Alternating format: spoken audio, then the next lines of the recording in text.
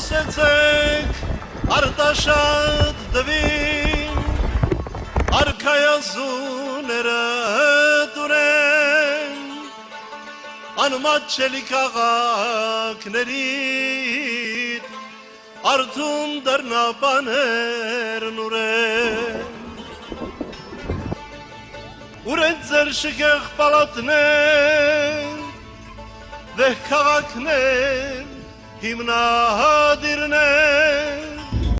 Դվինը եղել է Հայաստանի Հանրապետության մայրաքաղաքներից մեկը։ Այն հիմնադրվել է 4 դարի առաջին կեսի 330-338 թվականները մեծ հակի թագավոր Տրտմետի որդի Խոսրով Կոտակի կողմից։ Պատմիչների այդ ժամանակ Արաքսկետը փոխում է հունի եւ հեռանում Արտաշատի մոտից, որի պատճառով խախտում է ռազմական պաշտպանությունը։ Այս ամենը հաշվի առնելով արքունիքը որոշում է մայրաքաղաքը տեղափոխել առողջ կլիմայի վայր, մայրաքաղաքի տեղ է ընտրվում Արտաշատից ոչ հեռու Դվին կոչվող բլուրը։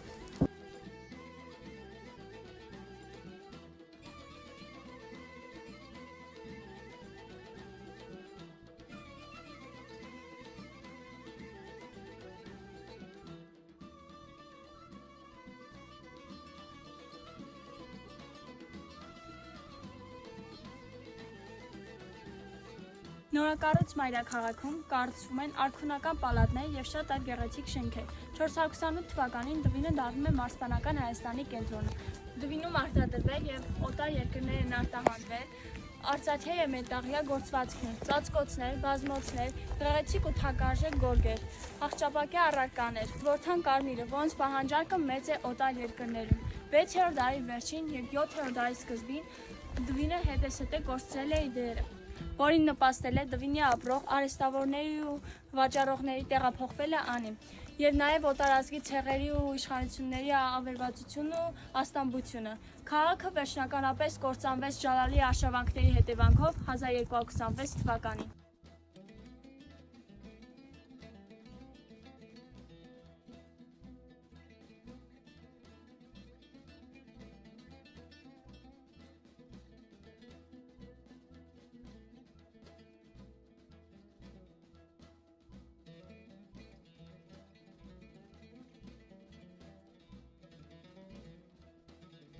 Միջնադարյան Հայաստանի Դվին մայրաքաղաքի ավերակները գտնվում են Վերին Դվին, Հնավերթ, Վերին Արտաշատ, Նորաշեն, Հայգեստան գյուղերի տարածքներում, Երևանից մոտ 30 կիլոմետր հեռավորության վրա։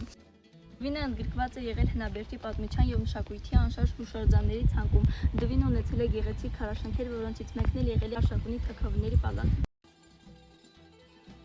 Դվինն ուներ մոտ 100,000 բնակիչ, ինչը միջնադարյան Հայաստանի համար շատ մեծ թիվ էր։ Քաղաքը հայտնի էր իր շուկայով, որտեղ առևտուր էին անում ոչ միայն հայերը, այլև պարսիկներ, արաբներ, բյուզանդացիներ։ Դվինում կառուցվել էին մեծ պալատներ, բաղնիքներ և եկեղեցիներ, որոնց ավերակները մասամբ պահպանվել են։ Այն բազմիցս ավերվել է երկրաշարժերից ու նվաճումներից, հատկապես 893 թվականին ավերիչ երկրաշարժից, որը մեծ վնաս հասցրեց քաղաքին։ Հնավայրի տարածքում պեղումներով հայտնաբերել են խեցեղեն, մետաղադրամներ, խաչքարեր և տարբեր կառույցների մնացորդներ։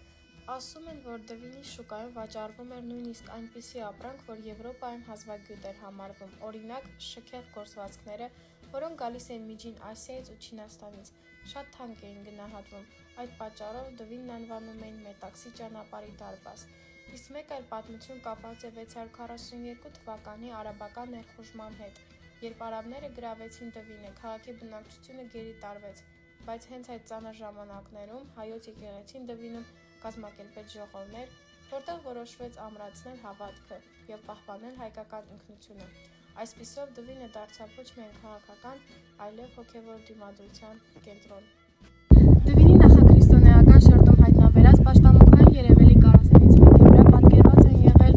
արևի սիմվոլներ, որսի տարբեր կենդանիներ, նետ ու աղեղով սինված հեծյալ որսորդներ և վերջապես անտառի ոգին։ Վերադառնալով մեր թվականներ, ասեմ, որ Դվինը հետագայում բաժանվել է փոքր մասերի, որոնք էլ դարձել են նրա հարևան գյուղերը, իսկ նրանից պահպանվել է միայն անունը։ Այսօր էլ կանգնելով Դվինի ավերակների մոտ, պատկերացնում եմ հին ժամանակվա աղմկոտ շուկան, թագավորի պալատը և մարդկանց բազմազանությունը։